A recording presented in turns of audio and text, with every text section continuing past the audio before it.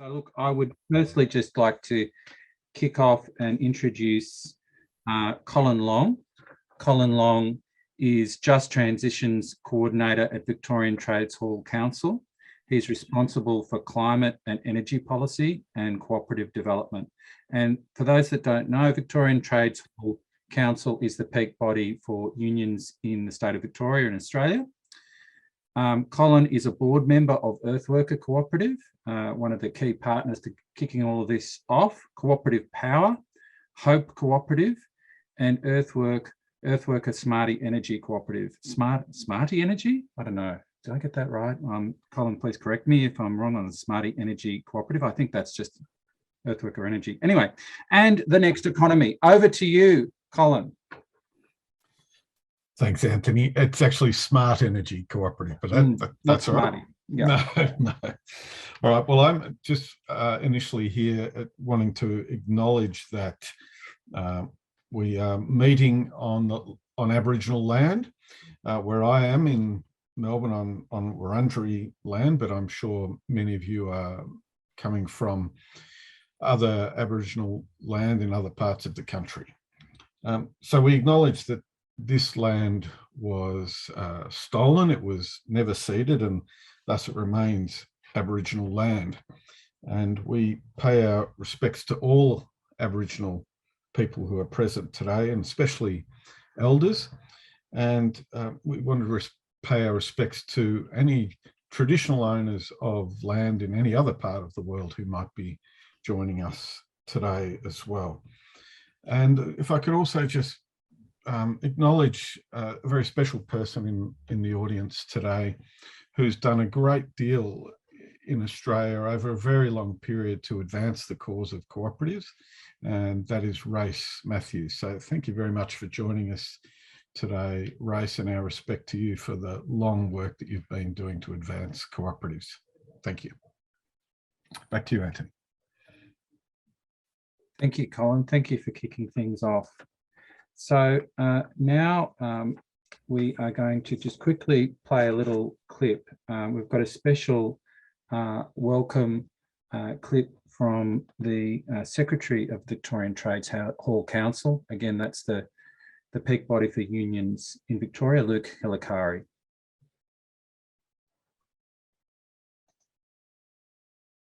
We did, then it went off. G'day all, my name is Luke Hilikari. I'm the Secretary of the Victorian Trades Hall Council. Comrades, it's just terrific to have you all here talking about Mondragon, the cooperatives, and all the work that we are going to do together.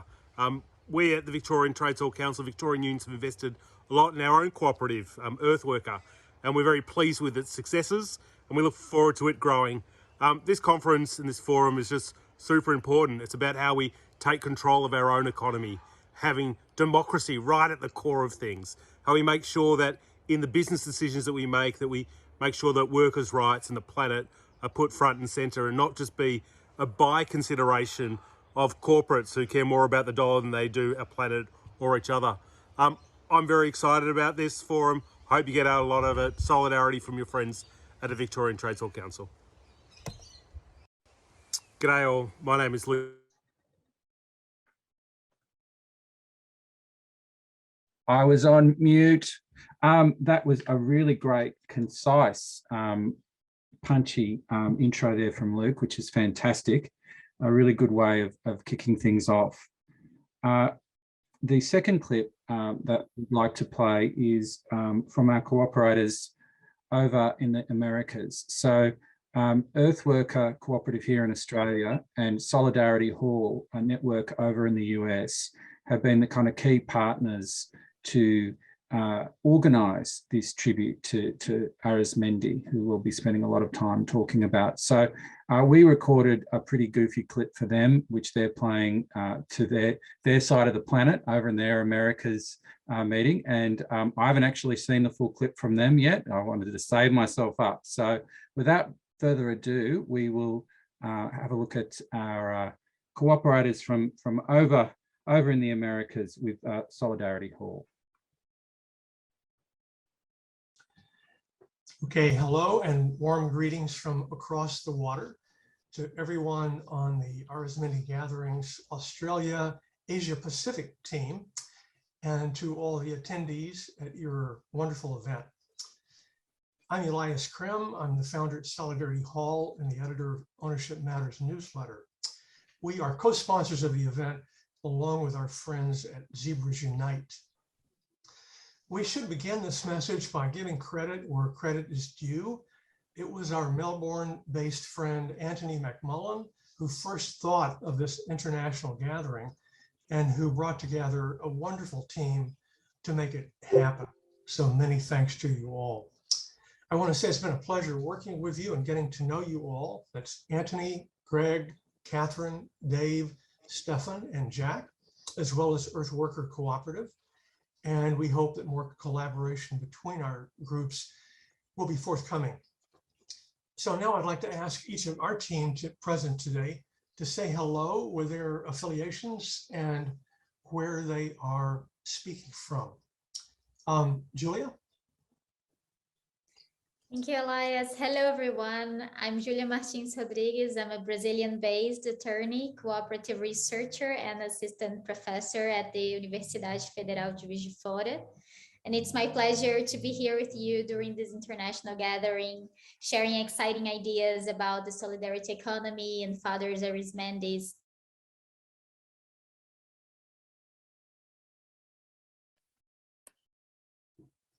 Very good, very good. Matthew. Greetings all. So hi, my name is Matthew Everson. So I'm coming to you from Athens, Georgia, down in the US South. And I'm also representing Savvy Cooperative. So we're a patient-owned medical co-op, multi-stakeholder cooperative, working in the medical space, owned by medical patients and ensuring the patient voice is heard by pharmaceutical companies. I also come to you from the founder of the Georgia Cooperative Development Center. So we help start a good number of fledgling cooperatives, many of whom are quite inspired by the example set by Father Arizmendi and kind of the worker cooperative structures that we try to build here in the US South as well. And I'm also a graduate from the St. Mary's Masters of Management of Cooperatives and Credit Unions, which is actually how I got to, back in 2015, take a visit to Mondragon and see in person and in real life and in real color the kind of outgrowth of cooperativism as a principle brought into flesh, both the practical and the ideal working hand in hand. And I've just been so inspired by that and really working toward it here in the US South ever since. So greetings and pleasure to work with you. Wonderful. Emilio. Hi, everyone. My name is Emilio Travieso. I'm a Jesuit priest based in Haiti, and I work with the Comparte network. Our name comes from the Spanish word to share, and we're coordinated by the Jesuits in Latin America to accompany a few hundred productive initiatives in 11 different countries, including associations, cooperatives, and other forms.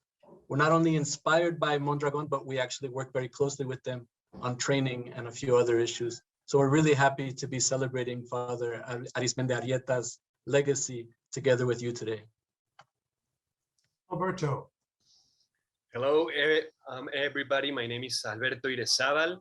I'm directing a research center on social and solidarity economics at Iberoamericana University in Mexico City.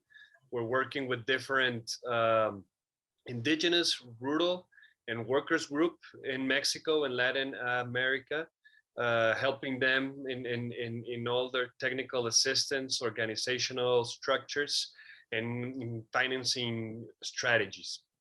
I was very happy to listen from all of you in these different latitudes, and it's always a joy to see how you can share values and principles with people all over the world. So thank you for that message. And George. Hello. Greetings to our friends in Australia and the Asia Pacific. I want to thank all of you for helping to initiate this event. I'm speaking from Colorado. I'm a recently retired professor of organizational communication, and I'm currently working with the Rocky Mountain Farmers Union on cooperative development. And it's really a pleasure to be part of this group. And I want to thank Elias for all his efforts in organizing the Americas group. I first visited Mondragon in 1992 and then have had many opportunities to do applied research there, and then branching out to other co-ops. And I just wanted to say that this event is especially important right now as we face a number of global crises, which I don't need to enumerate for you, but certainly one of those is a crisis of democracy. So that makes events and discussions like this all the more critical right now. And so I really look forward to discussing what comes out of it in terms of next steps in social, political, and economic solidarity. Thank you. Great. Thank you, George. So greetings from the Americas team, North, Central, and South. We wish you all the best for your event. We'll be looking forward to viewing it and to exercising Principle 6 together, cooperation among co-ops, again in the coming new year. So all the best.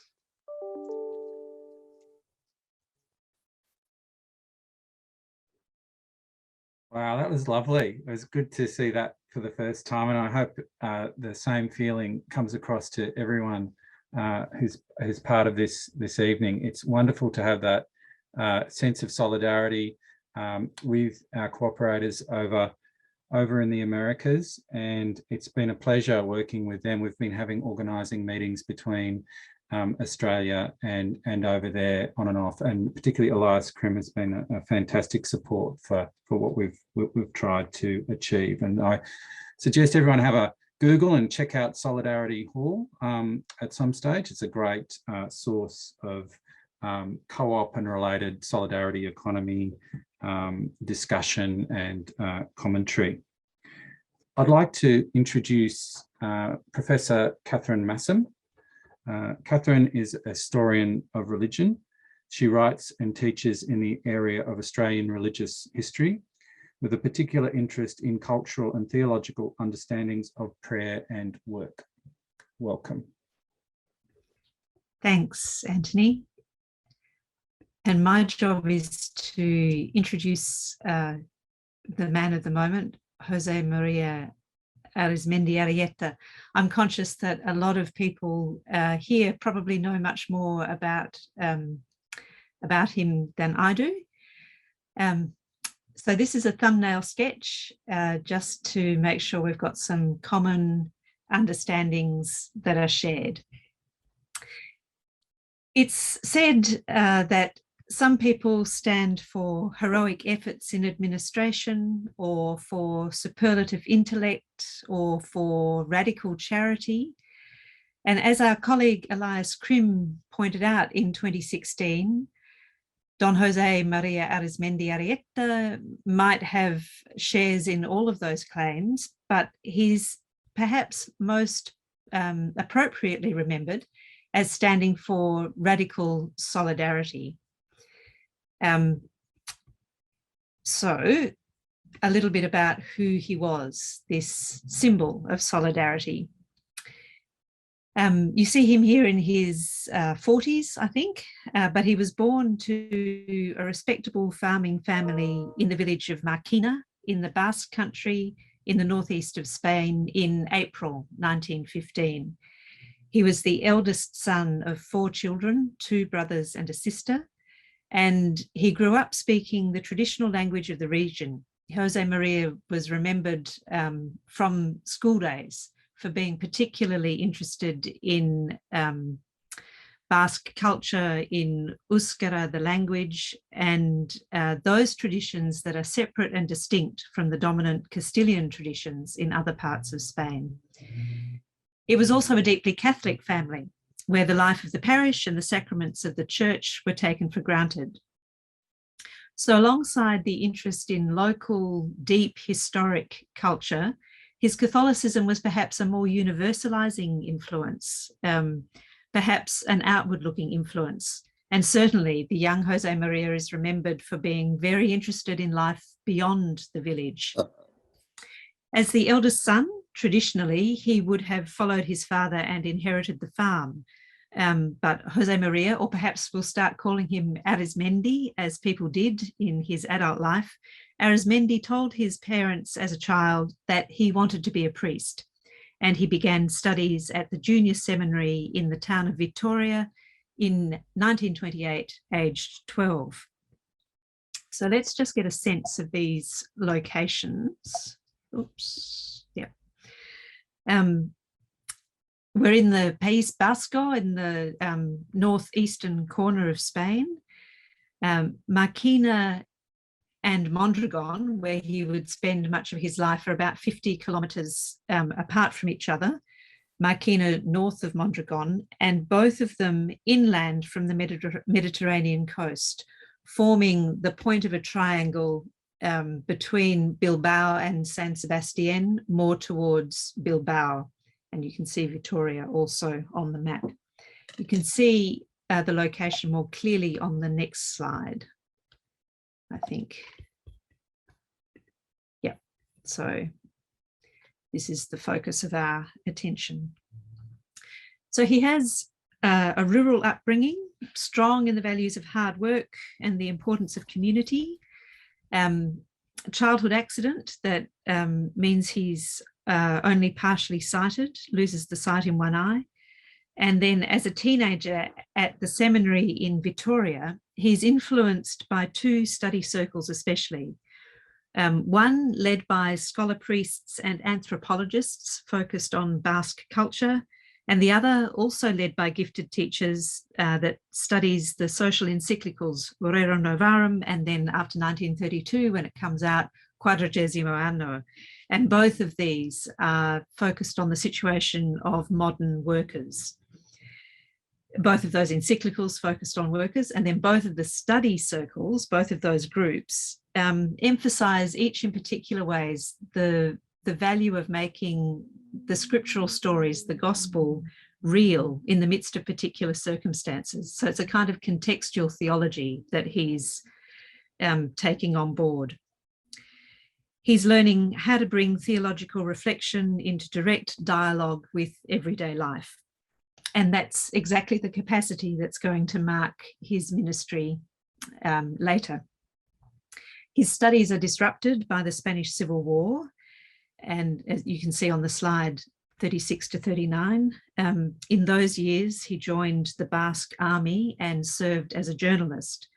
He was imprisoned with 28 others in 1937 after the fall of Bilbao to Franco's forces, and he narrowly escapes execution, very, very narrowly. After the war and before ordination in 1941, he asks permission to study sociology at the University of Louvain in Belgium, but instead he's not given permission for that. Instead, he's posted to the small town of Mondragon, population then about 7,500, to be an assistant priest. He takes up that post and stays there. That's his posting for the rest of his days. In Mondragon, you can see him shortly after his appointment in the black and white slide. He wasn't a great preacher. He was a bit overshadowed by the senior priests in the town, but he excelled in small group work and began to revive the organisations for young workers and another one for young families, using the process of reflection on life and the scripture that was implied in the social encyclicals. He was instrumental in founding a number of outreach organisations, a number of social services, so medical clinics, sporting clubs, technical education were his concern as part of his ministry, so that people would have the resources to support a social community vision. He called the technical school in particular the primary platform of emancipation. This was, he said, the germinal point for the transformation of structures, the workhorse of every society in the midst of change. So there's a vision for the centrality of work and meaningful employment at the heart of what he's trying to do with people of faith. His vision was very much for the integration of faith and life. So all of his life was focused on being a priest, but this didn't mean that he aimed to detach from the everyday realities of his own context, much more that he sought to understand and immerse himself in that context. He also continued to read widely and to write, and his library is an interesting study in itself, and work that's happening in these recent years to make his writing more available in other languages is greatly to be celebrated. Some 14 years after he began working with the youth, and I think that time span's worth noting, so 14 years after a process of formation began, they launched together the first Mondragon cooperative. 3 years later, they founded a cooperative bank, and that would become a key tool in the expansion of other cooperatives in the town. He saw, as you can see on the slide, 3 phases in his work over the period of his ministry. First, working with the young workers, then a period that was focused on the cooperatives, the foundation and expansion. And then from his late 50s until his death, aged 61, on this day in 1976, he was working for what he called the classless society. He was a vigorous member of the community throughout, even when his health failed, and a focus of networking and solidarity in and across many different parts of the community. He prayed the Magnificat, the Canticle of Mary from the Gospel of Luke, each day. It was a standard part of the prayer of the church. So he prayed it most evenings. And we're told that as he lay dying, this is what he prayed on his deathbed. These were the words that brought him to conclusion. So it seems a fitting place to finish. And Bernadette Farrell's translation of this revolutionary prayer of hope and solidarity given to Mary in Luke's Gospel, Bernadette Farrell's translation seems a fitting one. So God's mighty arm, protector of the just, will guard the weak and raise them from the dust. But mighty kings will swiftly fall from thrones corrupt. The strong brought low, the lowly lifted up. There's much more to say about Jose Maria Arizmendi Arrieta, but I think that's where I want to leave it for today. Thank you. Anthony. Thank you, Catherine. That was just wonderful. And what a great way to finish thinking about Arizmendi's life from a historical perspective. And really, I mean, the words of I think corruption and power seem to be a front of mind in a very contemporary way. And as we're going to be moving from history through to the present day and applying some of the lessons from Mondragon to current context. And I would actually like to continue on from Catherine's great presentation with a little rundown of the Mondragon experience. And I will, of course, I suppose I really didn't introduce myself. My name is Anthony McMullen. I am a long-time member and contributor to Earthworker Cooperative, and I'm also involved in cooperative development in a cooperative called Cooperative Bonds. And I've sort of brought together some stuff. I had to look at a whole bunch of Earthworker presentations over the years, and also stuff that I've done with Cooperative Bonds to just give you a little bit of an overview of what I've called the Mondragon experience. So I'm going a little bit broad here. I'm talking about the Mondragon experience and what Arizmendi founded as a global inspiration that we can apply for local problems. And so I'm going to talk a little bit about Australia as much as I'm going to be talking about Mondragon, and also other parts of the world where this Mondragon experience has really inspired action. So why bother with this stuff? Why are we thinking about Arizmendi? And for me, it's about the way wealth is distributed globally. And there's a massive concentration of wealth. And I'm giving the example here of Jeff Bezos, who, of course, is the Amazon founder, who in the annual report, he only earns $81,000 a year, but his net worth, his ownership stake, and the empire that he's created is well over 200 billion. Every time I look this up, it just goes up and up. And in terms of cooperatives, in particular worker cooperatives, which what Arizmendi and the Mondragon experience is all about, is what if working people actually had more of a share? What if that ownership was shared more equitably across the economy? I think we would have a lot fewer problems locally and globally.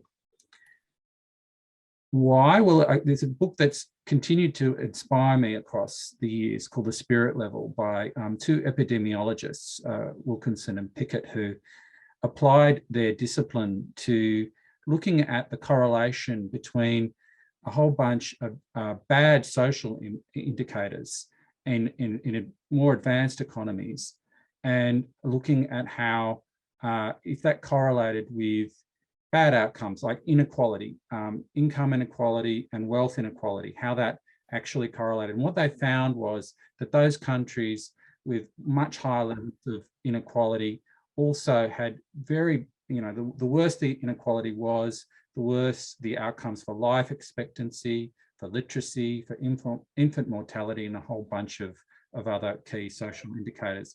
And in Australia, in Victoria, you can see that at the local level in places like Doveton in Victoria, which has seen a huge level of unemployment, and also in areas that Earthworker is working in, like Morwell in the Latrobe Valley. We're trying to reverse that trend. We see that disadvantaged is place-based, so it's concentrated in the state of Victoria in a small number of communities, with 5% of locations accounting for close to a third of the most disadvantaged on a whole range of indicators, from unemployment to criminal convictions to a whole bunch of other areas. And I'd commend people to have a look at the Jesuit Social Services Dropping Off the Edge report, which has just been updated, which is an excellent piece of research. And so a commentator, William Davies, said that it is cities and towns and regions and individual neighbourhoods where prosperity rises or falls. So with this regional inequality, place-based disadvantage, we're seeing the rise of a whole bunch of dodgy politicians like Bolsonaro, like Farage, like Donald Trump, and like Clive Palmer. And what we generally focus on is that tax and transfers, redistribution through the taxation system is the way to go. But the cooperative way is to actually combine that, not go away from that, but combine that with higher levels of ownership and participation in the economy. And that's really what Arizmendi and the Mondragon experience really pioneered. It's based on these 7 cooperative principles, which you can easily find online. And a key one there that Elias mentioned at the start is cooperation amongst cooperatives. It's also about people democratically involving themselves and economically participating in enterprises that they themselves create in community. Arizmendi said, "We do not aspire to economic development just as an end in itself. There's something that this is heading towards." So the redistribution of wealth is necessary, but education is core, and humanizing work to make work, that the dignity of work central, is of key importance.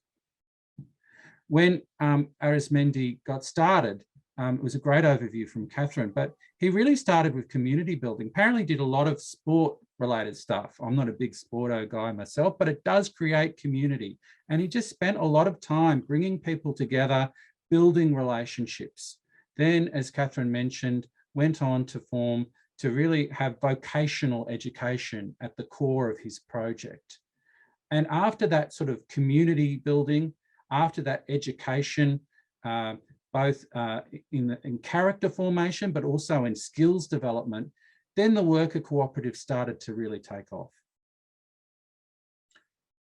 Mondragon has a whole bunch of principles that are similar to the cooperative principles, but the key ones around democracy, sovereignty of labour, that capital serves labour, not the other way around, payment solidarity, so there's like a 6-to-1 or a 7-to-1 pay ratio for everyone that's involved in the worker cooperatives, and also solidarity with others that are working for economic democracy.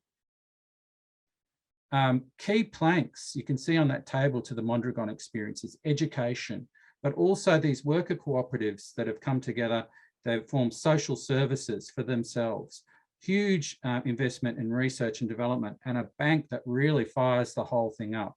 And in fact, legend has it that Arizmendi kind of, everyone thought he was crazy setting up a bank, so he sort of just got to forge a couple of documents, went down and formed a cooperative bank, and that bank is a key driver of that economic development in Mondragon. So with a population of around 22,000 people, we have 260 employee-owned cooperatives, from large-scale manufacturing through to supermarkets. Annual revenues in excess of 20 billion, the fourth largest employer in Spain, and the inspiration of this new union co-op movement, which is happening at the moment, evergreen cooperatives in Cleveland, the Preston model in the UK, and of course, Earthworker. So these union cooperatives have added some principles to those early, cooperative principles that I mentioned, and they've been totally inspired by the Mondragon experience. So the subsidiarity of capital to labour. Capital should be a tool which workers use, not a means to control them. Fairness in remuneration, so really good pay ratios. And developing other cooperatives in cooperating with the broader union movement. It's very exciting. In Preston, we've seen that this Mondragon model has inspired them. They've created 4,000 living wage jobs to help working families. And they've really looked at what they can do locally in terms of local institutions like universities and hospitals, and relocalizing the economy, including very much local enterprise, local business that is rooted in the community, and also employee ownership and cooperative development. In Cleveland, the evergreen cooperatives have been a key inspirational force for the development of Earthworker. They've formed a commercial worker-owned hospital laundry. They've used the anchor institution of the local hospital, solar power installation, greenhouse food production, and it's all based on secure employment, co-ownership and profit share through the cooperative model. And they're also just getting into small business buyouts for family succession and cooperatising, mutualising enterprises, which is very exciting. So you can see how it all sort of fits together. They've got quite an interesting structure. And one of the key things about the Mondragon experience is not just to build a cooperative on its own, build a network of cooperatives, get them to support each other through cooperation amongst cooperatives, and really build something big. And it's similar, but of course very different to the way large companies operate. They have a kind of almost a Byzantine system of interrelated entities. But the difference with the cooperative experience and the Mondragon experience is bringing that all together for mutual benefit and supporting people in a dignified livelihood. And just to finish, so you can see just briefly how this has really inspired the Earthworker network. We've got community organisers, we've got key worker cooperatives like Red Gum, which I'm sure people will talk about later, Earthworker Energy, Hope Cooperative for refugees and asylum seekers. And it's building a network through this Earthworker cooperative, and these worker cooperatives join into that main cooperative, and it's supported by civil society, by community. So some great partners with the Lord Mayor's Charitable Foundation in Melbourne, Friends of the Earth, and Jesuit social services. So there you go. That's really the launching point for the discussion. We talked about Arizmendi, his story. We're talking about how this has really inspired the Earthworker project and his methodology, about how it's really about building civil society, education as a basis, and that being the basis for building these amazing worker cooperatives in the Basque region. That's an economic powerhouse in that area. So that gives you a little bit of a kind of a contextual basis for our panel discussion. We're about to have a really exciting panel discussion that is not just Australia-based, it's very much an Australia Timor-Leste collaboration, which is just really exciting. And I just can't wait to hear our speakers. But before we do, I'd like to just quickly introduce them. So firstly, we'll be having Dan Musil. He is the Secretary of Earthworker Cooperative, and he's completing a PhD research through Western Sydney University, examining low carbon transition and worker ownership in the Latrobe Valley. So very, very relevant speaker today. We will have Elsa Pinto, who is a researcher at Sustainable Solutions, Timor-Leste. She holds a master's in international community development, and I first met her when she was in Australia studying at Vic Uni. And she is an expert in the field of cooperative development. And our last speaker will be Leo Suarez. He's a researcher focusing on social and ecological subjects and technical advisor at the Amera Peasants Union. He's leading the Institute for Solidarity Economy in Timor-Leste. It's a popular education institute based in the Amera municipality. It develops capacity building and sharing amongst farmers, as well as advocacy in the agricultural sector. We will each have 10 minutes from each of our speakers, and then we've got a few surprises with breakout rooms and all that sort of stuff. But I'll just hand it over firstly to Dan, who will be our first presenter. Thanks, Anthony. It's an honour to be a part of the gathering, and I'm glad to see so many faces here. I'm going to share something on the screen. I know Jack worked really hard to make us prepare this in advance, but I've put something together at the last minute so that you're not just looking at my bumbling mug. And I'm going to start by saying, hopefully you can see that. I'm going to start by saying I'm here today on Gunai-Kurnai country in Gippsland, which is and always will be Aboriginal land.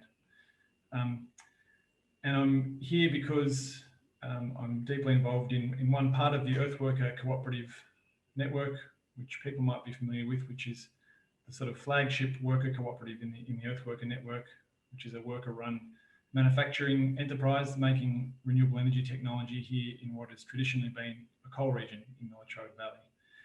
And there's some photos there of some of the factory work going on and the cooperators making that factory work happen, as well as the wide range of community support and the ecosystem of support that has helped this cooperative and others in the Earthworker Network take shape. So the slide I have is my attempt to try and be succinct today, because there is so much to say about the Mondragon experience, as Anthony has helpfully summarised, and about how Father Arizmendi and his legacy leaves us so much to learn from in our current context. So this is my most succinct way of summarising what I'm going to try and talk through today. And I'm going to try and make sure I don't go over time. The first point here, which I think is the starting point for our work and for the starting point for where Arizmendi Arieta saw his work too, was our fundamental interconnection with each other and with every other being that we share this planet with. We are an inherently social and cooperative species. We achieve nothing without reliance and interdependence with each other. From the second we are born, in fact, well beforehand, we exist only through ongoing cooperation with each other. And Arizmendi had this, to me, in a nice quote, which I'm just going to read to you now. He says, "In reality, we are all in solidarity. It is not necessary to belong to the same cooperative enterprise for this. The economy is structured more and more on the basis of a growing division of labour. Everything is done by everyone. The agricultural, industrial and service sectors are members of a community, of a single economic process. It is therefore a question of becoming aware of this basic solidarity, of being attuned to it in its many aspects." And one of Earthworkers' founders, Dave Kerrin, who has played a monumental role here in Australia in helping build the social sector of the economy, as I'll describe it later on, and with Earthworker as a key expression of that and a vehicle for that. Dave has also said something similar, which I'd like to read, which is that cooperation, although it remains unnamed, operates in every endeavour underpinning every millisecond of productive work and in every individual life. Cooperation occurs in every workplace, regardless of the economic and political framework of a country that it may operate within. So if that's our starting point, if that's true, how do we act as if our interconnection with each other and our interdependence is true? How do we recognise that reality? For Arizmendi, he was deeply concerned, as Catherine and Anthony have nicely explained, in how to live a moral life. He was interested in how we become cooperative, how to act as if our interconnection was true, or as, again, Dave Kerrin puts it, what sort of economics is required in order for us to build compassion and solidarity into the fabric of our human social relations. Arizmendi nicely summarised this by asking, or by saying, the idea is to institutionalise integrity. Better yet, the idea is to institutionalise human greatness. So starting from the dignity that every living being and every human deserves, the fact that we all deserve equal recognition of that dignity, and the recognition that we are all inherently interconnected and interdependent, leads us to the question of how we ensure that the way we meet our needs, the way that we exist together, affords everyone a stake, affords everyone their dignity within our cooperative and our interconnected existence. So Arizmendi was deeply interested in how we became people that enacted and embodied these truths. Education, as Catherine and Anthony have both said, was therefore really important to Mondragon, and I think should be really important for us today. It's something that Earthworker holds in very high priority, and at the moment, one of our Earthworker members, Catherine Cunningham, is delivering a range of introduction to worker cooperative courses, which people might be interested in. And of course, Earthworker elders like Dave and Colin and others do an enormous amount of important work educating us around our recent social movement history and analyses that can help us find our way through our current challenges. For Arizmendi, the cooperative is both a vehicle for economic transformation, but also for personal transformation, for us to learn how to coexist, to negotiate existence together. And he said, the cooperative movement is an economic endeavour that takes the form of educational action, or an educational endeavour that uses economic action as a vehicle for transformation. Both are connected. And that final word in his quote just then, transformation, is also key to Arizmendi and to Mondragon's motivation and work and legacy. Arizmendi said, the world has not been given to us simply to contemplate, but to transform.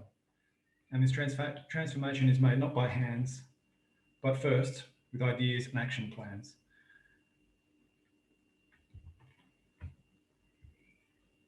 So if we recognise our interconnection with each other and systems, environments in which we exist, this means recognising the interconnection between different issues that we often see as separate.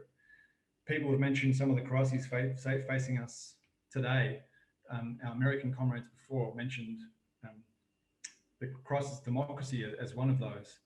I think it's clear looking at world events at the moment, the climate crisis and species extinction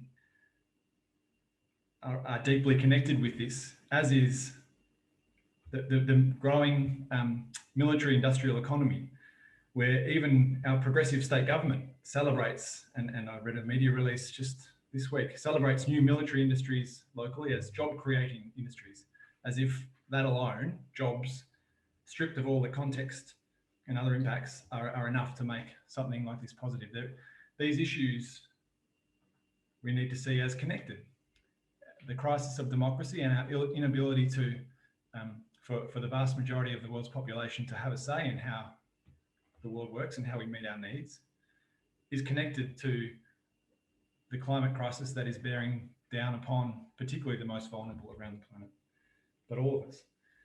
And is connected to the fact that the military industrial economy is one of the largest parts of the economy now, and has co-opted governments to the point where we see job creation stripped of its context, job creation creating weapons, as a socially positive outcome.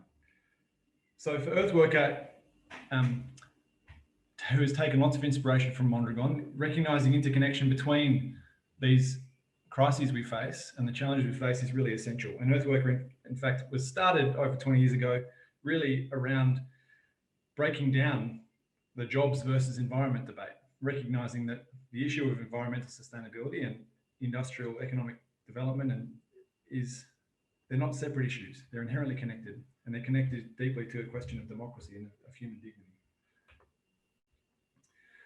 So for Earthworker, this means we need to think about systemic transformation. We can't deal with issues in isolation, and cooperatives can't exist in isolation, just like none of us can. So for Earthworker, Mondragon is one inspiring example of what many people have called a social sector of the economy. That is a democratic economics built around meeting social and environmental need. And the social sector has a long history and connection to social movements that also have worked towards questions of justice, democracy, and sustainability. And again, to quote Arizmendi, this should be core to the cooperative movement too. Arizmendi said, the cooperative movement needs to sink its roots of solidarity, justice, and freedom, deep into the spirits of the people who are committed to our grassroots organisations and our work communities. But at the same time, the movement needs to proceed with the transformation of other entities in the economic, financial, social, and political spheres, consistent with the original spirit of the movement. Cooperatives are part of and need to be active parts of the broader social movement, public, community, civil society struggles for democracy and justice. And we need to be able to articulate on what basis our economies operate and how, at a systemic level, our economies function. Again, to quote Arizmendi, cooperative efforts at transformation don't know their own worth or value themselves exclusively on the basis of economic results, and only rarely for what they mean for human social training and maturity. It may be that we cooperators ourselves, leaders as well as members, are the least capable of assessing what is most valuable and definitive in our own experience. We need to look beyond just economic results. We need to determine the social and environmental needs that govern our economic behaviour and how we meet our needs. We need to think systemically, in other words. And this is again why Mondragon has such a powerful example. And as Anthony explained, Mondragon is a successful and remarkable example of cooperativism because it has taken a systemic approach. It has not been about just setting up individual cooperative enterprises that tackle single parts of the puzzle, but seek to make systemic. Am I running out of time, Anthony? Was that a... Yes, that's why I'm going a little bit. I'm loving this, and I feel terrible going but yeah, we're close to time. So I'll just conclude by saying that I think one of the key lessons from and legacies of that Arizmendi has left us is the need to recognise our interconnection, our inherent cooperation, that requires a sense of solidarity and systemic action. Mondragon's example shows us that connecting issues and people through cooperative enterprise can be one way to do that, and is an essential part of the puzzle. Look, I'll leave it there because I'm sure there'll be more that can come out in discussion, but hopefully that's a little snapshot into how Earthworker sees Mondragon's legacy and is working to enact that systemic cooperative approach. Thanks very much, Dan. That was a great presentation. And we can see we're just going from Arizmendi's life and we're digging further into how this really inspires action. Our next speaker is Elsa Pinto. I've already introduced her. Very exciting to hear from Elsa.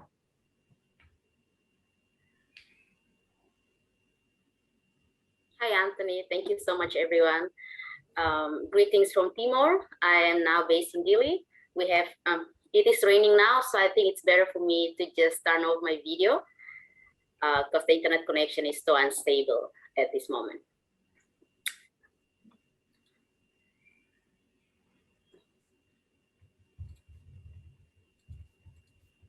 I'll be talking about the producers cooperative for the economic development of Timor-Leste, exploring the potential and challenges. This is a part of my master degree thesis for Victoria University in Melbourne. I was there in Melbourne for 2 years to complete the studies, and I'm so glad to be able to complete this on this topic and be able to share with you all today. So this is the point that I'm going to talk about. I'll be sharing with you on the status of the cooperative in Timor-Leste and why do we need to focus on producers cooperatives for the economic development, and how do these cooperative can actually contribute to the economic development of the country. So this is the status of cooperative in Timor.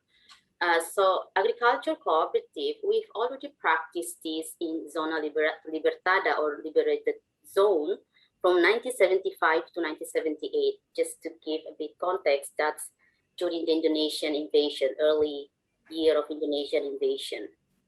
So we use the term Ukurasikan, which means independence or self-rule. That was promoted by Fretilin, the party that was so active that time for the independence of Timor-Leste. So it is not something new for Timorese people, and the idea of working together, we've been promoted that since long time, since our ancestors, and being passed down to us these generations.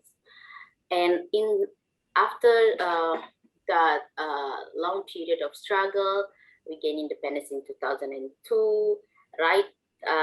In that moment, the government of Timor-Leste, we have put that into the constitution, saying that for the economic development of the country, we are going to focus on the public sector, private sector, and the cooperatives.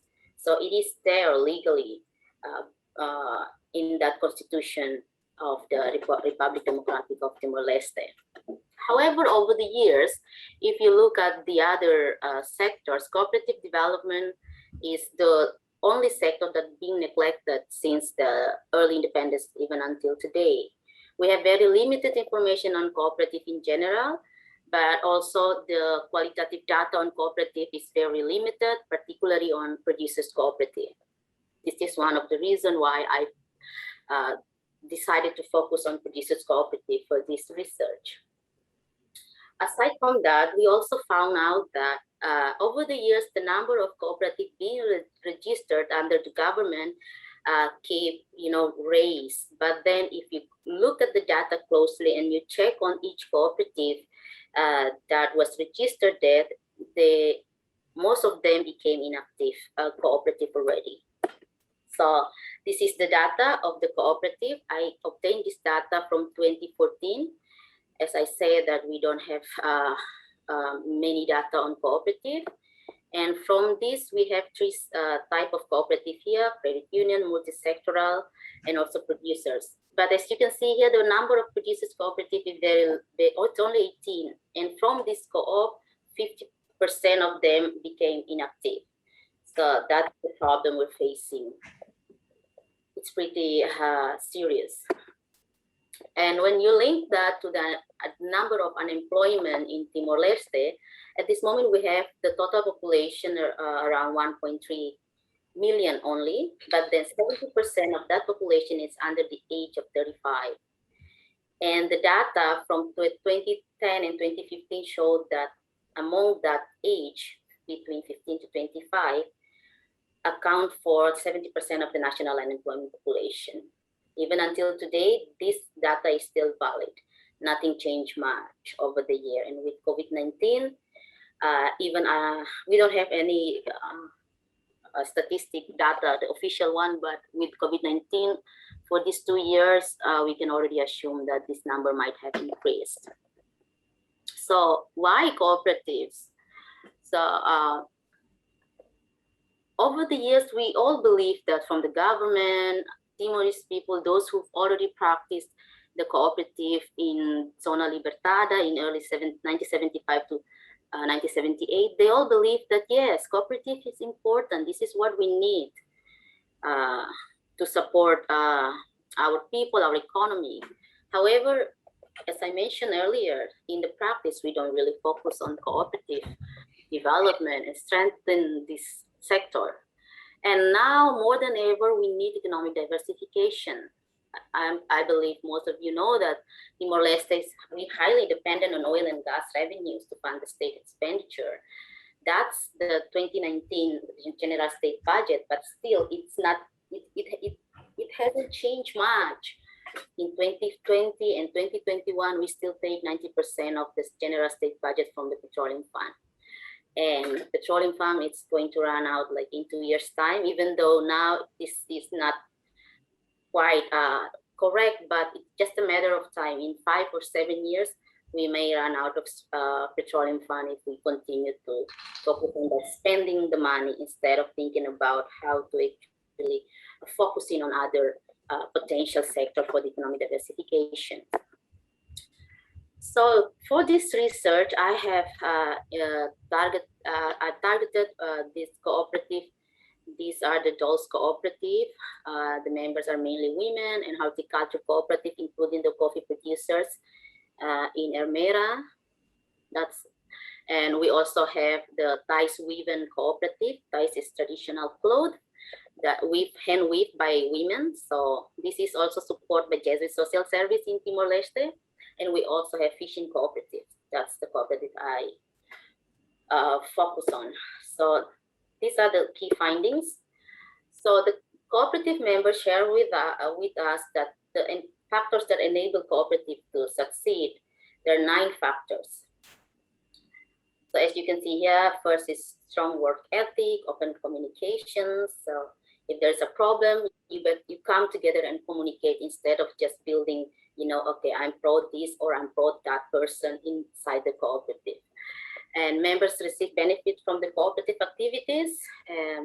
Also in Timor case, they talk about the central organizational figures within the cooperative. This is 1 or 2 people that understand the idea of cooperative and could actually transform or transmit it into action and share the knowledge and the principles with the cooperative members. Also the product development and quality control, and they all agree that education and training is very crucial, especially for the on the things related to financial literacy and management, and responding to market demand, access to market, and networking. I also have few external challenges here identified by cooperative. We have lack of infrastructure and difficulty to access to board market, lack of understanding of the role of producers cooperative and the way to actually support them. So this comes from the NGO and the government themselves also. they still don't understand the idea of how to support this producers cooperative, because they are not credit union. Most of the time, people, when talking about cooperative, people think this is credit union. And difficulty to register because of the criteria and the long process. That's also hindered cooperative member to actually register and have access to the training, education, and also incentive from the government. And they also have internal challenges. Here are the two main internal challenges: lack of facility to work as a group, and lack of management skill and financial literacy skills. This is what the challenges that contribute for the cooperative to actually die or become inactive. So these are the potential we've discovered through this research: preserve and promote culture, organic food production to enhance worker skills and knowledge, support social, economic, and well-being of cooperative members. And possible way to collaborate forwards, I'd like to share with you all, is that we need more research on cooperative, and we need to understand ways to actually support cooperative to perform well and make their social contribution to the development, and training on financial literacy and organizational management, and also to exchange learning between producers cooperative member within Timor and within cooperatives from other country or in this region. Thank you so much, everyone, for your attention. Wow, thank you, Elsa. That was a great presentation, and that's certainly something that, you know, if we look at the Australian cooperative sector, there's so much producer cooperatives that are involved, and there's so much opportunity to cross-pollinate knowledge between our countries for mutual benefit, which is what this whole cooperation amongst cooperatives is all about. So I reckon there's some great scope there for some future work.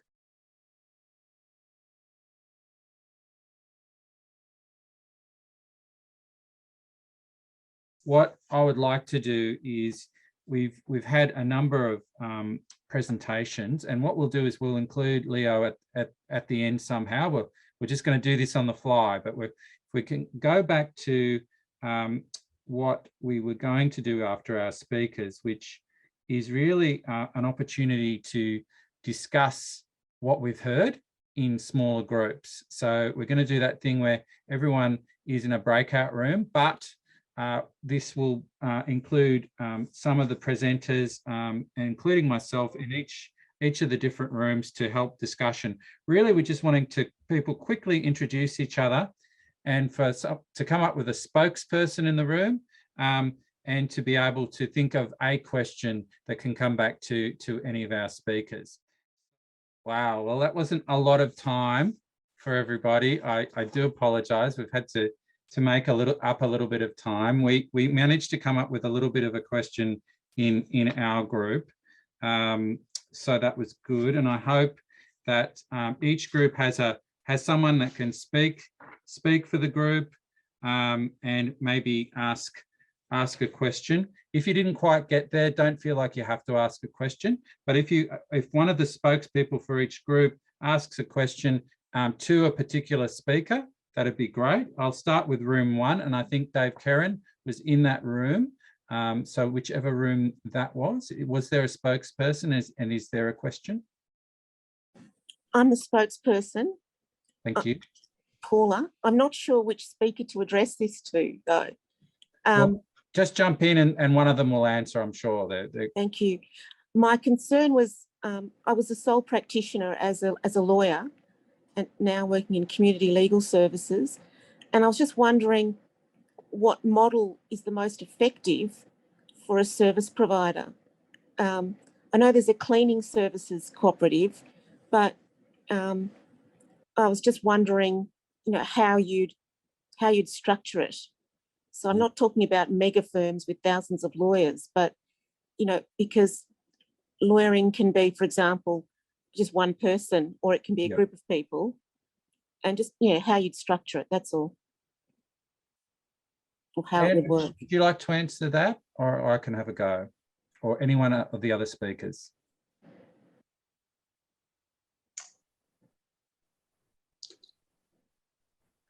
I'll quickly.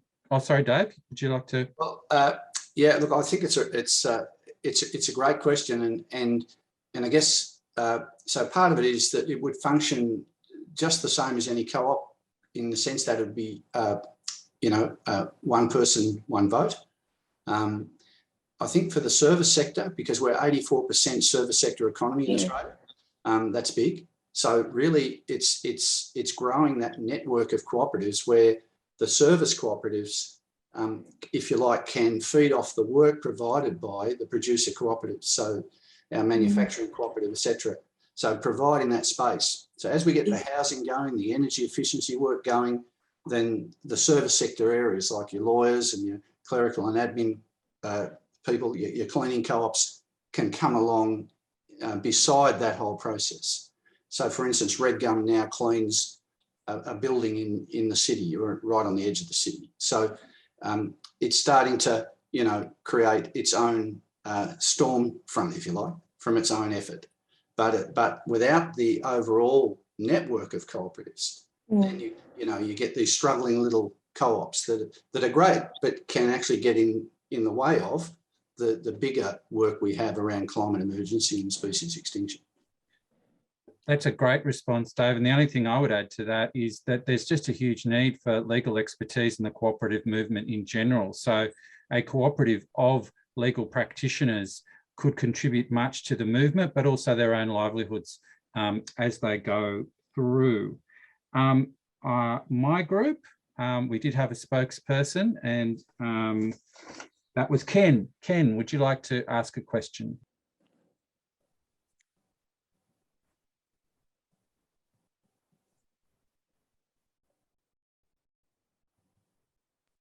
Ken, I don't think we can hear you. I think you might be on mute. My apologies for that. Thanks. Can you hear me now? Yes, thank you. Yes, okay. Well, I repeat the question that I raised before about, I'm a member of the Knights of the Southern Cross, and we are a men's organisation, a Catholic men's organisation that have been going for a large number of years, and it was built around businessmen networking. We through the Knights we have a aged care organisation, Southern Cross Care, but I was my question was, if we are to be systemic, and we need more members, but I think we need to come into the cooperative movement as an organisation, and I'm seeking ways of doing that. So would one of our speakers be able, like one of the things that, because I was in the discussion with Ken, is that if you've got an existing organisation, I think Ken, you mentioned that you do have an aged care facility as well, and you're thinking about transitioning the organisation to a cooperative model, what would maybe some of the things to think about in that process?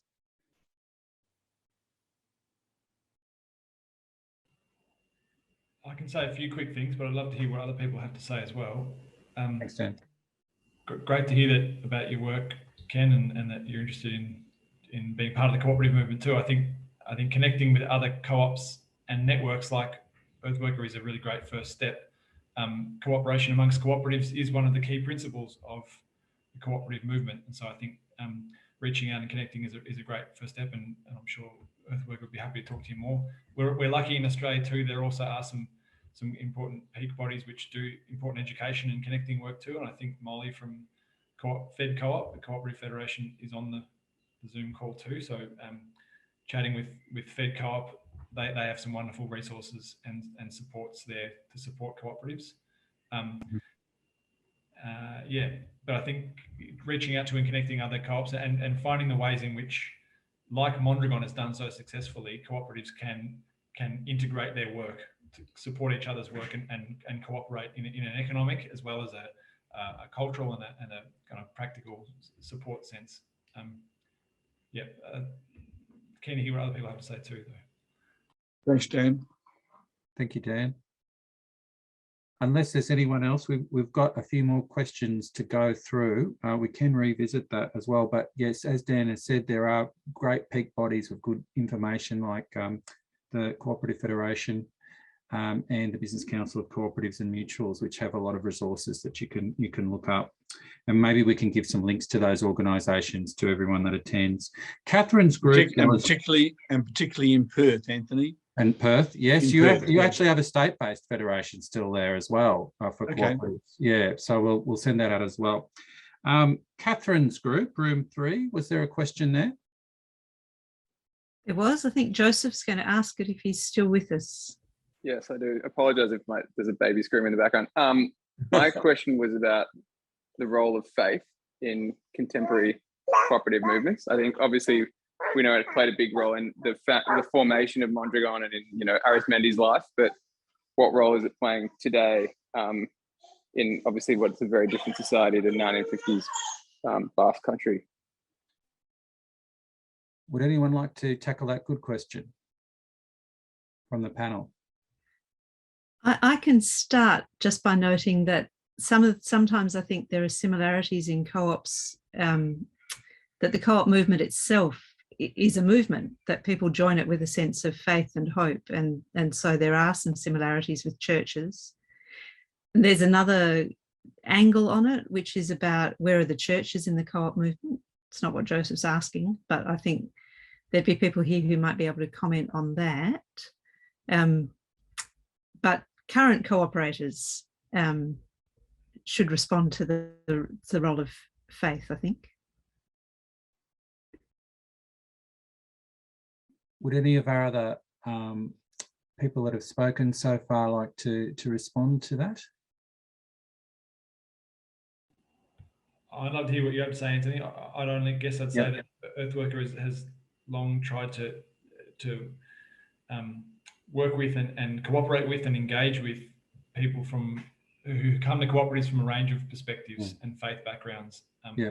There's lots of that's really important in different faiths and religious teachings that can enrich our understanding of cooperatives and cooperativism. So would love to explore this more. And Kenny, what anything has to say? Yeah, sure. And look, and we've mentioned a few organisations. The New Economy Network Australia is doing a little bit of thinking around faith and the economy. But in terms of my own response to that, I think if we look at the history of cooperatives, we can see certainly we've kind of focused, because this is about Arizmendi and the Mondragon kind of tradition, there's certainly a big influence from what's often called social Catholicism, and Catherine was mentioning particular encyclicals that influenced people's thought, and they were issued by particular popes at the time. There is also, within the birth of the cooperative movement in the UK, there were what were called non-conforming Christians were very much at the forefront, so not Roman Catholic at all, as part of the birth of the cooperative movement. But if we look globally, there is certainly a multitude of different faith traditions that have been involved. I mean, we only need to look at all the different kinds of faith and not faith-based cooperative movements within India, for example. You can see lots of different influences there. But I guess the thing that I think more on a personal level that I've seen inspiring is that people that have a faith-based or a practice or a kind of a spirituality, whether that's capital R, religious or not, and are involved in the cooperative movement, often their kind of practices and the kind of discipline that they apply to themselves helps them cooperate with other people. And there is a sense of spirituality there, whether that's within a faith-based context with a capital F or not. I don't think I've probably answered that question that well, but I've given it a crack. So that was great. Thank you. No worries, Joseph. Thank you. All right. So that was Catherine's group. I think we had room for, which was Colin's group. Thanks, Anthony. We didn't actually get all the way through our introductions, which is not very good, is it? But I noticed Lionel, who is in our group, has put a question in the chat, but I thought Krish also had a question. And I just wanted to make sure that Ken noticed that in the chat there was a message posted to him in response to his question before. So Lionel's question is whether they're in countries where the majority of the population is non-Christian, how can we view their relationship with the cooperative movement? Of course, while Catholicism has a strong history in the cooperative movement, I think we'd all agree that it's not confined just to Catholic faith, but happy to leave that question open for others. I don't know if Krish wants to ask his question. May not want to. That's fine. And that's very true, Colin. It really, the cooperative movement is a movement that involves people of faith or not. And there are some cooperatives that have a link to a faith or a tradition, and many others that don't. And I think the ideas of Arizmendi can be applied in terms of just building the common good, but we also do need to connect that to where he was coming from and what was the fire in his belly. And we all have different fires in our collective bellies. So I will go over to room 5, which was Dan's group, if there was a question there. Yeah, so I was going to report back. We managed to get through our introductions. We had some great comments about the YCW and how they could push co-ops. And we had a question about whether expertise in Australia could help the East Timorese or Timor-Leste co-ops. So that was the first question that came up. So have we still got our speaker from Timor-Leste? That would be Elsa, I think, who raised that issue from memory. But look, we've got a few, and I think Dan, you mentioned before we have Molly on the line here, who is from the Cooperative Federation, or one of our speakers that might be able to talk to actually building solidarity between Australia and Timor, with some of those areas where there could be a real exchange of knowledge and skills. And I think there are some fantastic stuff that happens in Timor that could inspire us in Australia as well. So how do we build up on that exchange? Would any of our speakers like to comment on that, or anyone who is part of the conversation more broadly? I can just quickly say that building those international links of solidarity and cooperation, I think, has been a key focus of this whole event, which is why we sought to have speakers from around the region. And there has been some conversations already between earth workers, myself and Dave in particular, and Elsa and Leo, about ways in which we can cooperate, and we're really keen to explore over the coming months the ways that earth worker can directly support the work of our Timorese comrades. So that's ongoing work and something we're really committed to trying to do. Dave can probably say a bit more about some of the other international efforts at cooperation that Earthworker has engaged in over the past couple of decades as well. Okay, so yeah, like as Dan said, we're really keen now to work with Uka and Leo around a social sector fair trade agreement, and beginning a discussion so that we can think our way through what would that look like if we, for instance, were to step in and assist with distribution of the cooperative coffee. And if we did that across unions and civil society organisations, I think that would be a really good practical outcome for this conference. And we will certainly begin that work. Yeah, that's great. And I think we've lost Elsa, but I think we still have Leo. And Leo, this is probably a good time to bring you in. And Anthony, I think this is a good question, and also already answered by Dave and Dan. I think I absolutely agree with them. I think the connection between cooperatives, farmers to farmers cooperative, I think it's important. It's something that I was about to say, but the problem with my internet connection. But it is important, and I put in my point of action, point of recommendation to this forum. And we need to establish a connection, solidarity, farmers to farmers through cooperatives from across the country. For example, in Timor-Leste, farmers, they produce coffee, then they distribute to farmers, and then they send to farmers in Australia or any other Pacific countries. If we look at the production chain recently, farmer produce, then the corporation buy, and then sell to the farmers. So that means we got to break relationship between farmers because the intervention of corporation and in the middle. So why don't we establish a connection, direct connection between farmers to cooperatives from across the country, from Timor-Leste to Australia, Timor-Leste to any Pacific countries, in terms of trade and food distribution or coffee, something, and etc. I think that's my point that I want to emphasize in this. Thank you. That's great, Leo. And I think we're starting to come up with some actions here about how we can build solidarity, and farmer to farmer from Australia to Timor is a fantastic idea. And Elsa, I just seen has come back in the room, which is fantastic, which is a good segue into Elsa's room 6. Was there a question from that group? This is Lalita here from that group. I'm not putting my video on because I'm a bit shy on that one. Never mind. No worries. Only because I'm in my pajamas, seriously, honestly speaking. Hi, Dave. Hi, Lalita. Good to hear your voice.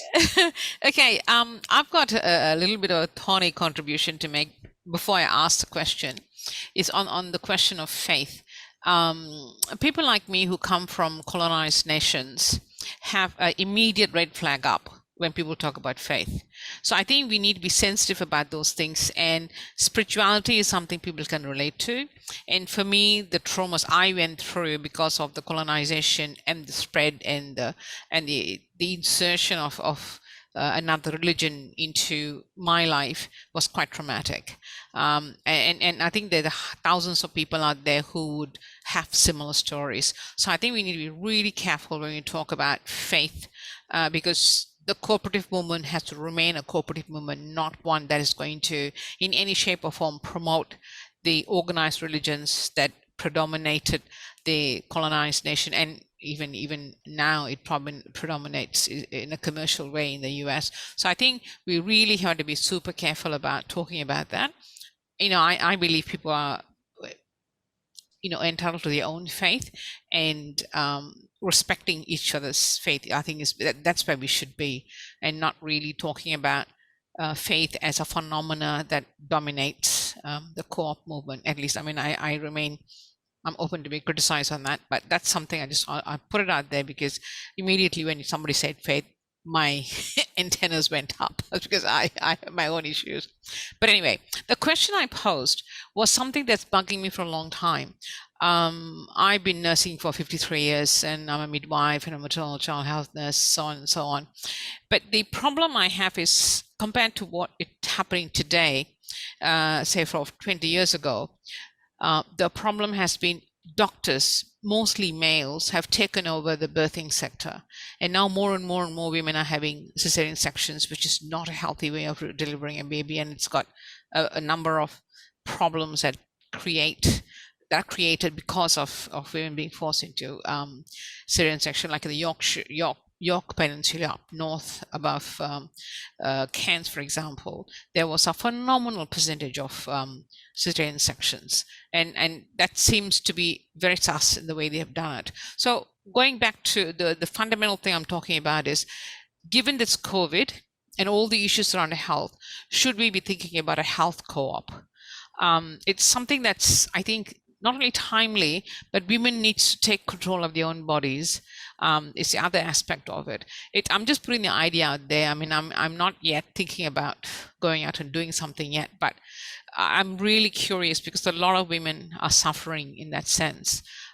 So I heard one of the East Timor comrades talk about health in their contribution. So just wondered if they can give us some examples, that they have had, or how successful it was, because there's always that litigation, fine line, and the life of babies, women, and so on. Because I've worked in a model in England, for example, where you had a cooperative approach where the doctors, the midwife in the community, and the family will work together, and they didn't have to go into hospital except when there's an emergency. So that's going to details, but just an idea of a health co-op, given the situation today, I think is really important, because I feel those protesters are actually disempowered. No one's listening to them. Not all of them are anti-vaxxers. So it's time to look at, you know, a broader approach where people can have their say, and information being given consistently as far as possible, and you know, you won't have this sort of horrible situation. Sorry, I'm probably have taken up too much of your time, but it's just a passionate thing for me. Look, there's some great points, Lalitha, and yes, I think it's important to underline that the cooperative movement itself is not a faith-based movement. However, communities of various faiths and none have been inspired by their own belief systems to be part of the cooperative movement. And as I said before, this is really focusing on the legacy of a particular cooperator, Arizmendi, but in no way are we, sort of getting... In fact, the birth of the cooperative movement itself, when cooperatives, the modern cooperative movement in the UK, one of the first things that they did was to actually break down some of the prejudices between people of faith and different subsets of faith and none. So one of the first things the cooperative movement did was say there's no test of religion at all for being part of the cooperative movement. And that's always been at the core right from the start of the modern cooperative movement. Now, the second point, which is fantastic, a really good one, and we probably don't need, there's been a few comments, we probably don't have enough time to rake over the coals of the cooperative health project that was based in the ACT. But look, if any of our speakers would like to respond to this call of Lalitha, I think it's a really timely one.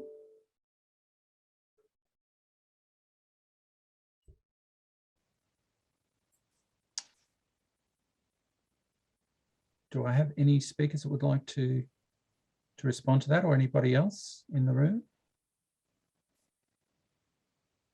Well, Anthony, I might give it a crack. Great, thanks, Dave. Just supporting what Anthony was saying, I think the good thing about cooperatives, and one of the most amazing contributions of Arizmendi, was this idea of formation, which the idea of you cooperate until you become a cooperator. Because trusting that is in us as human beings, that we have evolved this capacity, given all the reasons Dan outlined before about our interconnection. Solidarity is based on that interconnection, to live a life as though that interconnection was actually real. And there's so much in there of a meeting ground between religions that are reinventing, and I think the religious people here tonight are an example of that. That, for want of a better term, the historic left, which is reinventing, and some of us old Reds are evidence of that tonight. And where do we come to? We actually come to a meeting ground, which we call cooperatives, and we see the great capacity that all of the human traditions and lineages offer, that are based on compassion, which in turn based on our interconnection to the rest of existence. So I think that there is a force that's moving in the world that can be described, depending on your poetry, can be described in so many different ways. Sulak Sivaraksa, chasing down. He's a Buddhist teacher in Thailand. Buddhadasa in that Buddhist tradition talk about existence as one big cooperative. You just find it out of our traditions, Lalitha. There's so many, So I think, there's a real sense of us coming together. And the good thing about this conference for me is it's that, like you, that reaching out a bit tentatively and a bit warily, but finding so much coming back when I reach out. And I think, does that make sense? And just to, thanks, Dave, just to say something too on your other point, Lalitha. I know there's quite a few people close to me who have had disempowering experiences in mainstream birthing. So I think your point, from my experience, has lots of resonance. It'd be a really interesting conversation to have about what a women-led cooperative around midwifery or birth might look like, and maybe it's a discussion to take offline, perhaps to have with the union as well, to see. I'm sure there'd be people who are interested in similar work. So I think it's a really interesting point you've raised. Yeah. Fantastic.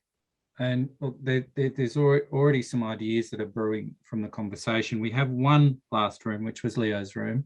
Was there a question that came up from there?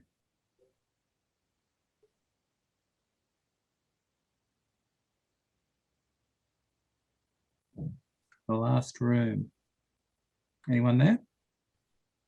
That's okay. We've had questions from each room if there wasn't one, or if we've lost our spokesperson. No problems. Okay. Look. Anthony? Yep. I have a question, and it's what we discussed in, I can't remember what our group number was. I was with Colin. The issue of the environment. We face, I mean, I don't have to go through the exercise of, you know, the problems that we are facing now as a society, not just us, but the planet. How are we going to take that consideration into how we progress? We've talked about how we want to work with each other. The process has to be democratic. Have we subordinated the fact that we are working in an environment, we're talking about species extinction, we continue to produce and consume and increase the population as we're going? How do we bring those ideas, at least I think it's important that we do, and then express it through the cooperative movement?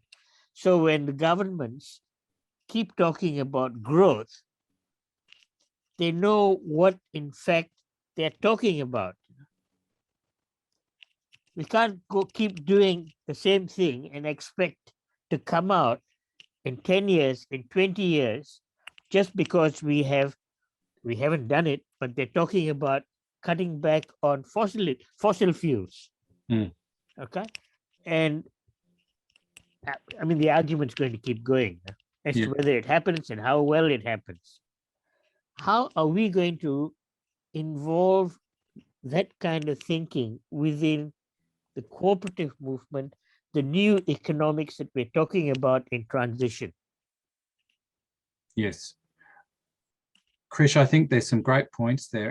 And it feels to me like a segue to the final part of the afternoon or evening together. I'd actually like to hand it over to Colin Long from Victorian Trades Hall Council. Will be able to provide us with a bit of a reflection on our time together, but also I think respond to some of those areas that you've raised, Krish. And so if I could hand it over to you, Colin, to kind of conclude, and then I'll quickly close after your comments and reflection. Thanks, Anthony. I'll try and I'll just make sure I've got a timepiece handy so we can try and wind up pretty close on time. Yeah, thanks to everyone, both the presenters, but also those who have asked questions and made comments. I think what it shows to me, and we've had good numbers along tonight as well, and the vast majority have stayed on for the whole journey, which is pretty good, with a 2-hour presentation at the end of the day, and when we've all had so much experience with Zoom over the period of the pandemic. So I think it shows that it's actually a very important time for our work and for the world of cooperatives. I think it's a very important time to be asserting those really key values of cooperation that Anthony set out earlier, the 7 key principles of cooperation, and the values that everyone has talked about here today. And also the presentations we had, particularly from the video, particularly from the Americans. And I think one of the things actually that really makes cooperatives really, I mean, it's our time in some ways, if we realize it and we can get others to realize it, is precisely because we're experiencing multiple systemic crises, actually. And we've heard what those are. There's the crisis of democracy, there's the crisis of climate change and species extinction and other forms of environmental damage.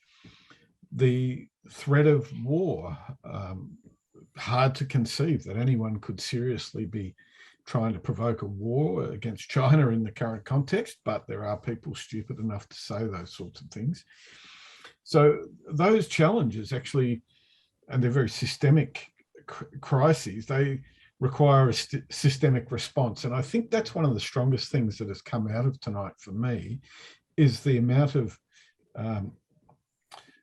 the number of people who said the importance of cooperation amongst cooperatives and the systemic approach of cooperatives. So it's not just about jobs, it's also about the democratic nature of the ownership of your own labour.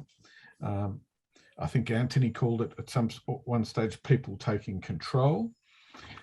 We heard about the dignity of work. It's about making sure that there is a socially useful work, and that's something that we learn a lot from the Builders Labourers Federation in the 1970s, actually, in Jack Mundy in New South Wales, talking about the importance of the social nature of work. It's not just go and produce something and go home and forget about it, but how important is what you produce is also important. And I think we see that with our cooperatives, and all of the people who talk today, they've put a lot of thought into the sorts of activities their cooperatives are involved in. Clearly, the systemic thinking is both within cooperatives, it's within networks of cooperatives, Earthworker being a good example of a network of cooperatives. But tonight we've had a great opportunity to have some international thinking, systemic and networking thinking, and we've already begun to get some ideas about how we might continue to facilitate that development of the international network. And let's hope we can do some work supporting each other in Timor and Australia. We can learn from each other and support each other. And so we'll continue to build on that, I think, after this meeting. I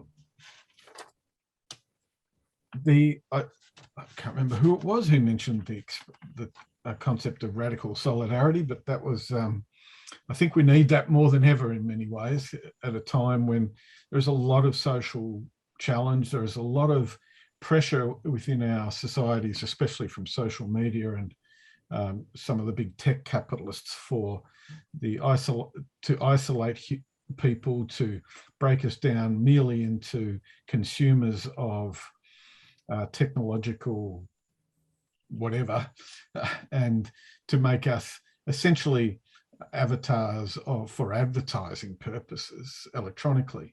So there's a real need for to break down those barriers of isolation and social enemy, and which really is what radical solidarity is, what's required to do that. And cooperatives are better than any other organisation to embark on that process of radical solidarity.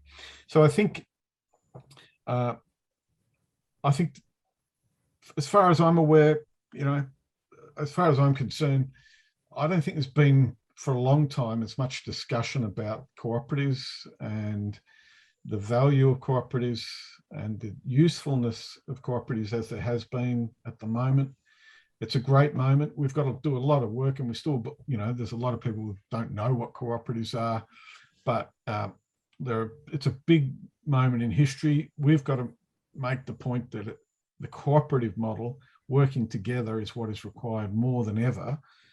So let's continue to do that amongst the people who are here tonight and amongst all of the cooperatives that we know now exist in Australia, and now with these relationships we're building with East Timor, with the United States and other parts of the world. So cooperation among cooperatives as the basis for continuing our incredibly important work. Thank you. Thanks so much, Anthony.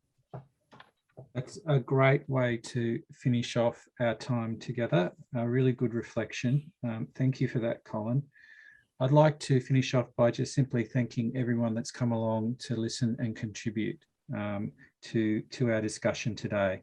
We've had a real mix of people presenting, people asking questions, and people in dialogue. And that's really what the cooperative movement is all about. It's about all kinds of people and different groups systemically working together, and that really is the inspiration of Mondragon, and where Mondragon has inspired other movements, such as in Cleveland, to actually think about place, to think about ways of building people into economic prosperity and economic democracy.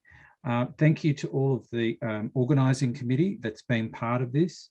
Particular thanks to Jack from Jesuit Social Services that has helped make all of this happen, as well as Sean Bazard from Earthworker as well, who's helped getting our website together and all that kind of thing. So thank you very much for attending. We will send out a communique. There were some questions about presentations, links to organisations. So what we'll try to do is send a communique, send an email, providing you with links, providing you with information, so we can continue this conversation and maybe start to think about some of the projects that people have raised as potential cooperative ideas. That would be very exciting. So thank you very much, everybody, and go well.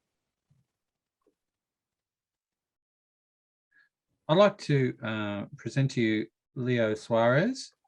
Leo is a researcher focusing on social and ecological subjects and is a technical advisor at the Amira Peasants Union. He is leading the Institute for Solidarity Economy, a popular education institute based in the Amira municipality of Timor-Leste, which develops capacity building and sharing amongst farmers, as well as advocacy in the agricultural sector. Welcome, Leo. Thank you, Anthony and Jack, for introducing me. I think this is a very great opportunity for me and for United to be here to present some of our experience and what we are doing in our community. I'll be speaking around popular education, solidarity economy, and the practices of the cooperative in our community basis, representing United and Institute of Solidarity Economy, IFS. So my name is Leo Suarez from Timor-Leste. So let's go to my presentation. So United is a peasant union based in the municipality of Arizmendi. We might have 28 community bases and the total members around 40,000 peasants in the municipality. So popular education is one of the main program of United, which is run by the Instituto Economia Solidaridade Lulu, or in English we call Institute of Solidarity Economy. So this institute focuses on providing alternative education in an interdisciplinary areas, particularly focused on integrated farming, agroecology, environmental education, solidarity economy, land reform, history and culture, and so on. So those are the areas, are the subjects that we are focused on in the popular education, reflecting on the necessities on the community on the community in the grassroots. So this popular education targeted United members, particularly farmers, young farmers, women's leaders in the community basis. So IFS, or Institute of Solidarity Economy, serves as a space for farmers and United members to share their local knowledge and experiences to each other in order to produce the alternative solutions for the community transformation. So let's go to the history of solidarity economy in Timor-Leste, particularly in Mera municipality. So how and why solidarity economy in Timor-Leste? So historically, the practice of working together was developed by our ancestors many centuries ago, and now it became a tradition, even though the influence of the globalization and liberal economy in the country, but in some places, in some villages, this practice of working together still exists. As you can see in its ethno-linguistic community, they all have a specific name for the term of working together, such as Slolo in Mera, Folidadai in Macalero, Mapkaben in Baikeno Ekusi, Kawak in Bunak, and Hakawat in Tetunterik. That speak in community, some community in Suai, western of Timor-Leste. But during the Indonesian occupation, there was a transformation of culture of working together into a formal organization, which was called Koperasi or Koperasi Unit Desa, unit cooperative, unit village cooperative. So at the time, Koperasi or cooperative focused on money, so an economic aspect only. Then day by day, the spirit of working together eventually disappeared. Social jealousy started to rise because the leaders of cooperative used the cooperative asset and resources for their personal and private interests. So at the moment, the practice of working together, cooperative is destroyed by the cooperative, the practice of cooperative, because only think about money. So here I'm going to provide you some real concrete experience of Kohar. Kohar is a local cooperative. It is a member of United. In complete name, we call Cooperativa Hambrico Aintasik, or stand on our feet cooperative. So Kohar is a coffee producer cooperative, which is focused on coffee production, processing, and distribution in a partnership with Parsik and Genso from Japan.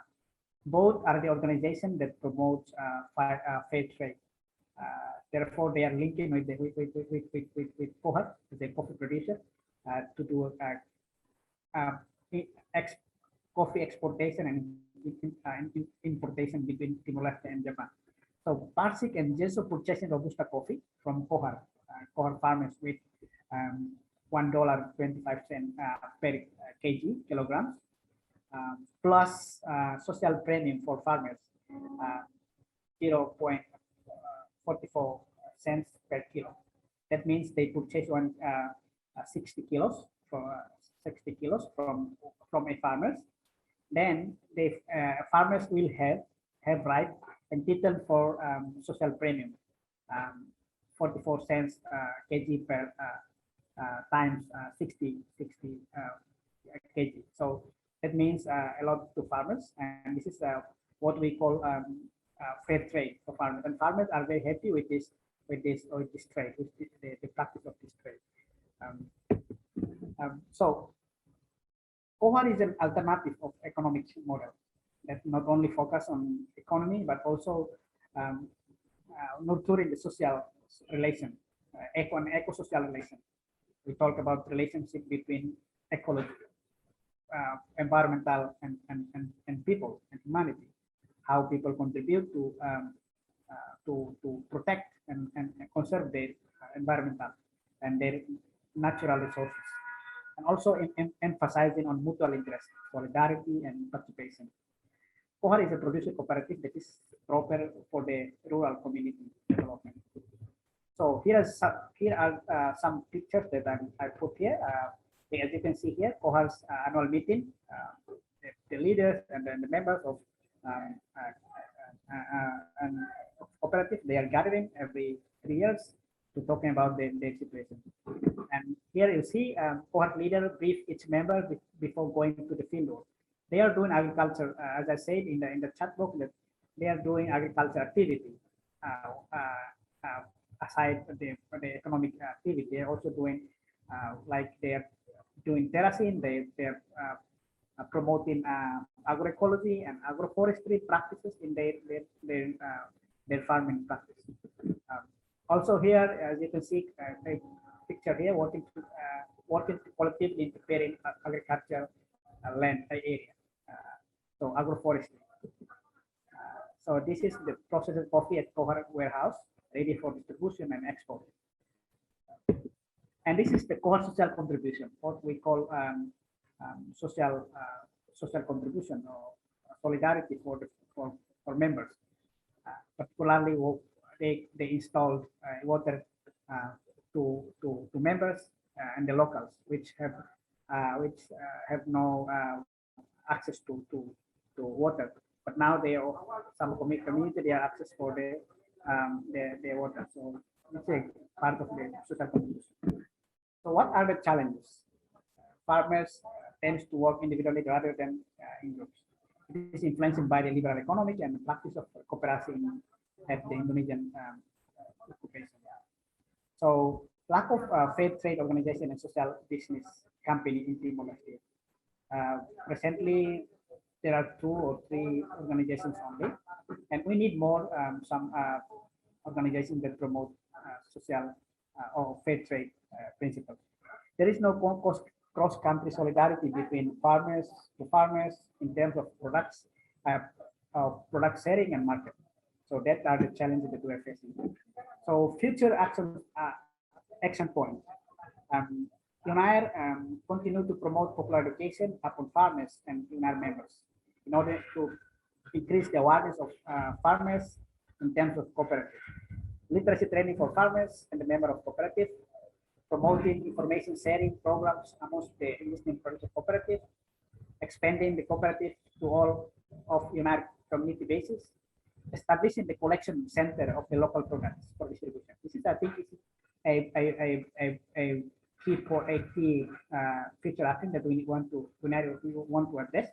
We are going to want to establish a collection center that can gather all of products from its bases, and also continue to exploring with our comrades from Asia, from Pacific and Australia, how to explore the possibility of cross-country solidarity among farmers in Australia, Pacific, Asia, and Pacific.